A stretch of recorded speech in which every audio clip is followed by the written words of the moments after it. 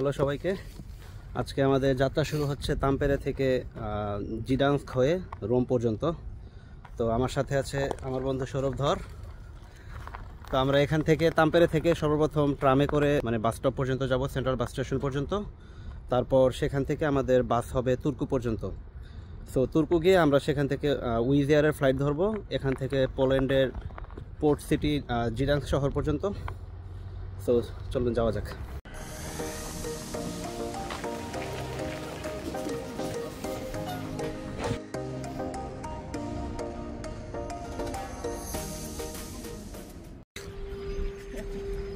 আমাদের এই bus station পর্যন্ত আসতে সময় লাগছে অ্যারাউন্ড 20 মিনিটের মতো, আর খরচ গেছে 2.80 ইউরো পার পারসন। তো ইউরোপের মোস্ট অফ দ্য কান্ট্রিতেই এমন একটা সিস্টেম যে আপনি যদি টিকিট কিনেন পাবলিক ট্রান্সপোর্টের, তাহলে একটা নির্দিষ্ট সময়ের জন্য কিনতে হবে। যেমন আমার এই টিকিটটা ছিল 90 মিনিটের জন্য। এই 90 মিনিটে আমি যতগুলো ট্রিপ দরকার আমি নিতে পারবো, কোনো সমস্যা না, কিন্তু প্রাইস ফিক্সড। তো আমার জন্য আসলে একটু লস হয়ে গেল, বাট এনিওয়ে আসতে তো হতো। এখন আমরা এখানে কিছুক্ষণ অপেক্ষা করবো। আমাদের বাস হচ্ছে 11:45, এখন বাজে 11টা। সো অ্যারাউন্ড হয়তো 20-25 মিনিটের পরে আমাদের বোর্ডিং শুরু হবে। আমাদের এই তাম্পেরে থেকে তুর্কুতে বাস জার্নিটা 2 ঘন্টা 5 মিনিটের। সেখানে পৌঁছানোর কথা 1:40, এবং আমাদের ফ্লাইট ফ্রম তুর্কু টু জিডাংস্ক হচ্ছে 2:50। আমাদের হাতে দেখা যায় 1 ঘন্টা 10 মিনিটের মতো সময় আছে তুর্কু বাস স্টেশন থেকে এয়ারপোর্ট যাওয়া পর্যন্ত। তুর্কু বাস স্টপ থেকে তুর্কু এয়ারপোর্ট পর্যন্ত যেতে প্রায় আধা ঘন্টার মতো সময় লাগে। আমাদের এই বাস থেকে নেমে যত দ্রুত সম্ভব ওই আরেক বাসের জন্য দৌড়াতে হবে। এখন বোর্ডিং এর সময়। এখানে একটা ইউএস এয়ারফোর্সের একটা প্লেন দেখা যাচ্ছে, সম্ভবত নেটোর আন্ডারে আসছে। এটা মালবাহী কোনো প্লেন হবে, কার্গো টাইপের। এটা হচ্ছে আমাদের প্লেন উইজ এয়ার।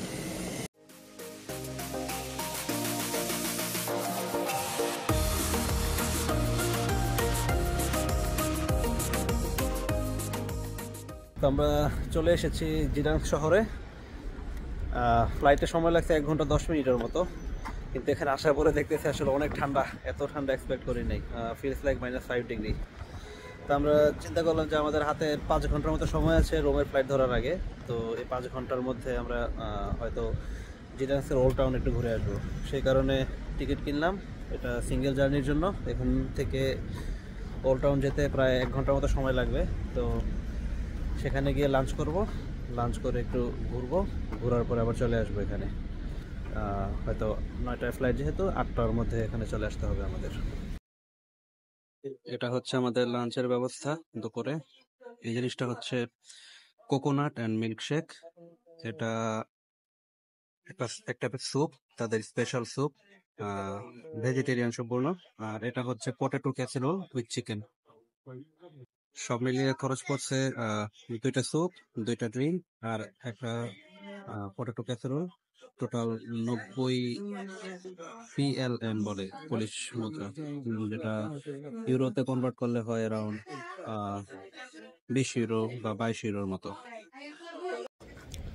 যে রেস্টুরেন্টে খাবারটা খেলাম এটার নাম হচ্ছে পোরা বার। এটা জিডাংস্ক ওল্ড টাউনের একদম পাশে অবস্থিত। এই দোকানটার নাম পেয়েছি আমি রেডিট থেকে। সেখানে অনেকে বলেছে যে যদি অরিজিনাল পোলিশ ফুড আমি ট্রাই করতে চাই তাহলে এই জায়গাটা অনেকে রিকমেন্ড করলো। তো আসলাম, দেখলাম। এদের স্পেশালিটি হচ্ছে বেশিরভাগ খাবারই পটেটো দিয়ে তৈরি। আমি যেটা খেলাম যে পটেটো ক্যাসেরোল, এটা মোজারেলা চিজ, তারপর অলিভ অ্যান্ড চিকেন সহ আরও অনেক স্পাইসেস দিয়ে পুরোটা বানানো। ইউনিক টেস্ট, ভালোই লাগছে। এটা হচ্ছে জিডাংস্ক ওল্ড টাউন। খুবই হিস্টোরিক্যাল একটা জায়গা। আপনার দুই সাইডে অনেক বিল্ডিং দেখা যাচ্ছে ইসের ইউরোপিয়ান স্ট্রাকচারের, ইউরোপিয়ান আর্কিটেকচারের, এবং অত্যন্ত পুরনো মনে হচ্ছে সবগুলো বিল্ডিংকেই। রাস্তার দুই পাশে অনেক বার, রেস্টুরেন্ট আছে।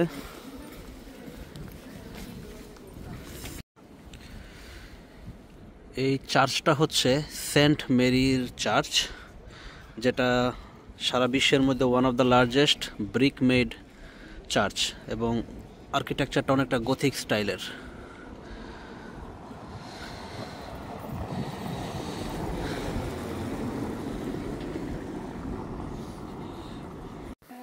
সন্ধ্যা নেমে আসায় অনেক ঠান্ডা লাগতেছিল, তো চার্চের থেকে একটু সামনে আগানোর পরেই গ্যালারি ত্রিয়াডা নামে একটা আর্ট গ্যালারি দেখলাম। এটার ভিতরে ঢোকার পরে দেখলাম অনেক সুন্দর সুন্দর অনেক ধরনের পেইন্ট ফর সেল রেখে দিছে ওরা, একটা গ্যালারি টাইপের বলতে পারেন বা ওরা সেল করার জন্য রাখছে। তো এটার মধ্যে প্রায় 10 মিনিটের মতো ছিলাম। এই অনেক সুন্দর সুন্দর এইসবগুলা। ভিতরে একজন সেলসম্যান আছে, তিনি আবার এক আমেরিকানের সাথে এই গ্যালারি বিষয়ে কিছু একটা ডিসকাস করতেছিল। সো ওনার সাথে কথা বলতে পারি নাই, জাস্ট দেখে চলে আসছি। এখন আমি যেখানটায় আছি এটা হচ্ছে গডান্স্ক রিভার পয়েন্ট। এখানে নদীর এবার থেকে ওপারে একটা ব্রিজ আছে এবং রাতের বেলা অনেক সুন্দর লাইটিং হয়। আশা করি এটা সামারের সময় যখন অনেক টুরিস্ট আসবে তখন খুবই জমজমাটপূর্ণ এলাকা হওয়ার কথা। এখানে নদীর পাশে ঠিক ওখানে পুরা লাইন ধরে হচ্ছে বার, এবং এই সাইড দিয়ে হচ্ছে ওল্ড টাউন। সো এই ব্রিজটা হচ্ছে ওল্ড টাউনের সাথে ওই সাইডটাকে কানেক্ট করছে।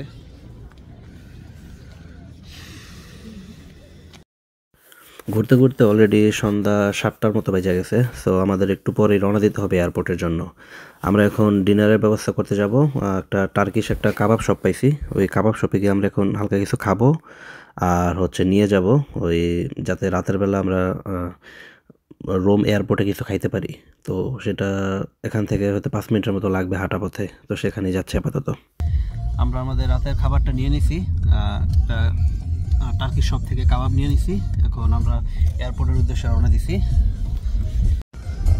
তো এয়ারপোর্টে যাওয়ার উদ্দেশ্যে আমরা এখানে বোল ট্যাপ থেকে একটা কার নিয়ে নিছি, কারণ ট্রামে যেতে দেখা গেল যে 2-3 বার চেঞ্জ করা লাগবে, যেখানে আমরা হাঁটতে হাঁটতে চলে আসি সেখান থেকে। তাই ভাবলাম একবারে বোল্ট নিয়ে একদম এয়ারপোর্টে চলে যাই, এতে আমাদের সময়ও বাঁচবে, কষ্টও কম হবে। এয়ারপোর্টে আসতে আসতে ড্রাইভারের সাথে কথা হইলো। ড্রাইভার ইউক্রেন থেকে আসছে যুদ্ধের পরপর, প্রায় 1 বছর যাবৎ পোল্যান্ডে আছে। আর একটা মজার বিষয় খেয়াল করলাম যে পোল্যান্ডের ড্রাইভারগুলো অনেকটা রাফ চালায়। দেখা যায় 60-এর রোডে সে মন মতো 120, 110 এরকম স্পিডে টাইনে যাচ্ছে। আর পুলিশের অত একটা ঝামেলা দেখলাম না এখানে। এখন আমাদের ফ্লাইট 9টায়, এখান থেকে জিডান্স পোল্যান্ড থেকে রোম পর্যন্ত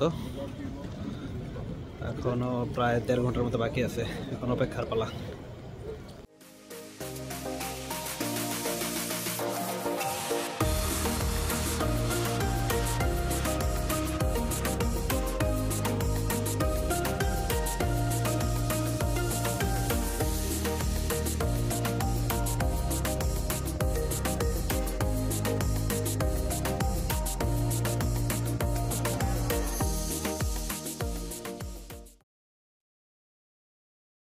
ওয়েলকাম টু ইতালি। আমাদের এখানে ল্যান্ড করতে করতে মধ্যরাত হয়ে গেছে। দেখা যায় যে এয়ারপোর্ট থেকে বের হইতে হইতে 12টা বেজে গেছে।